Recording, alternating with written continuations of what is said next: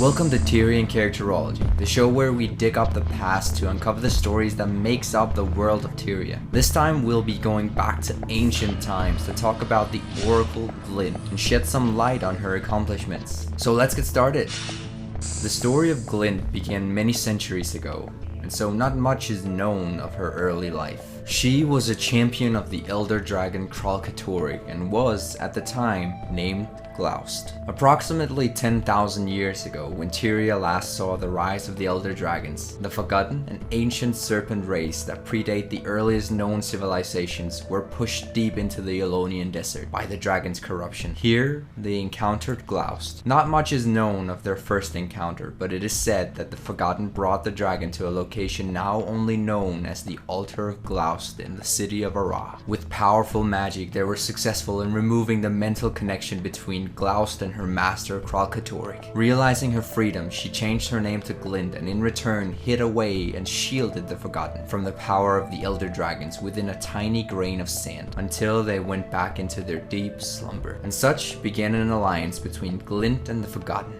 Glint was an oracle, and as such she had been very useful in protecting her former master from any harm. But now that she had been freed, because of her gifts to read minds, she connected with humans. She learned to think like them, and so she compiled the Flameseeker Prophecy, which foretold the defeat of Vizier Kilbron and the fall of the Titans and the Mossad, an ancient race who had long since betrayed the sentient races of Tyria during the last rise of the Elder Dragons, including Glint's custodians, the Forgotten. In aiming to fulfill and hinder this prophecy from happening, many races went to great lengths. As such, a handful of heroes ventured into the desert to seek out Glint inside her lair. It was almost 800 years ago when I foresaw the Flameseeker Prophecies. You have ascended and awakened the gift of true sight that lay dormant within you. The moment has finally come. You are the chosen I have been waiting for. While you've been in the desert, the rest of the world has changed. Let me show you. As you know, those who you once called friends have become enemies. Their souls are darkened by a deep secret. The unseen gods they speak of are nothing more than a terrible and fearful race of spellcasters known as the Mursat. As I have foreseen, the Mursat will meet their demise at the hands of the Chosen. Their stranglehold on the lands of Kryta and beyond will be broken. For years, the Mursat and their human disciples have hunted down the Chosen, murdering them to prevent the prophecies from coming to pass. But you have slipped through their fingers, and your friends now pay the price. Of the future, this you must know. Your story does not end in the mountains. Your true destiny will lead you to the west, to the Ring of Fire. Seek the flame, for within it lies the power to destroy both good and evil. Go now. You have a destiny to fulfill. With Glint's guidance, the heroes carried out the Flameseeker Prophecy. A few years passed, and during this time, one of Glint's many eggs hatched, giving birth to a baby dragon which would later be known as Gleam. Following this, Glint formed an alliance with the Dwarven Brotherhood of the Dragon so that they could help defend her legacy. In turn, she granted them access to her prophetic powers. But though the dwarves were strong and loyal allies, after King Jalis performed the rite of the Great Dwarf, which turned every dwarf into stone, the guardianship of Glint's legacy was passed down to a secretive group of Canthans and Elonians who would much later be known as the Sephirites. Much time passed, and while the Elder Dragons had been sleeping, Glint had secretly begun to prepare for her former master's eventual return by collecting his crystallized blood and retaining a spear made from his spine. The year is 1320, and the Elder Dragons have started to wake from their slumber. 6 noble heroes who calls themselves Destiny's Edge sought to combat the rise of these dragons by slaying several champions. So in their quest they sought out Glint, as it was said that she was a champion of Kralkatorrik, one of the elder dragons who had yet to awaken. As they found her lair hidden within the crystal desert, Erstegolkin, the leader of the guild, stood forth.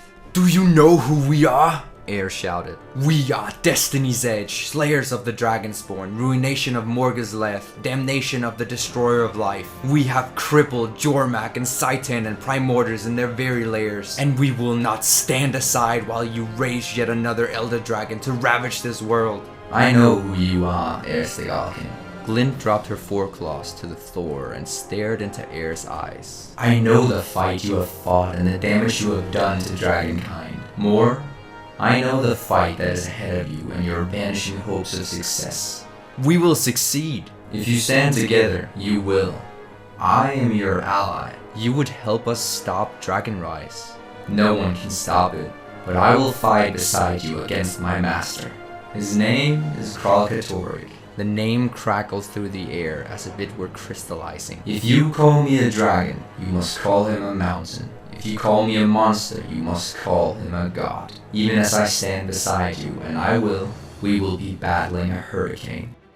Kralkatoric awoke and flew south to slay its traitorous lieutenant, leaving devastation in its wake.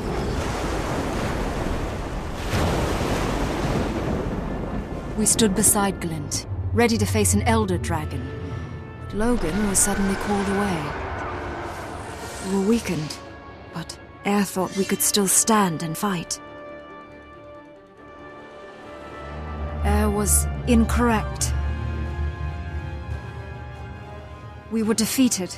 Kralkatoric killed Glint. But though Glint was now dead, this was not the end of her legacy.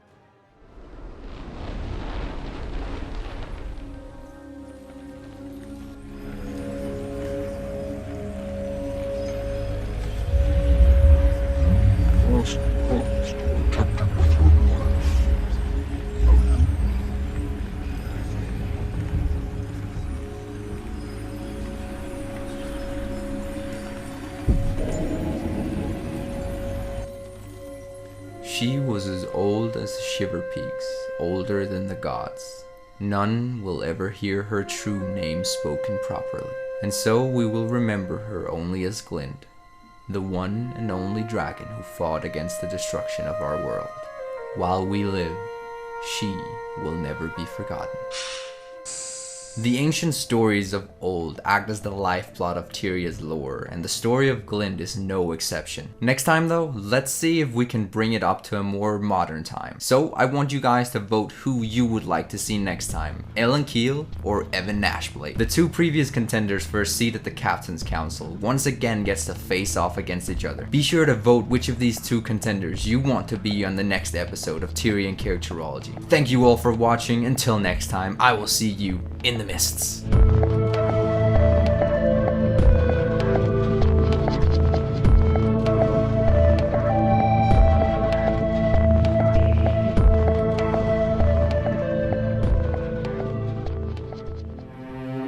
No more to tame the wind and rain, the skies to swallow whole.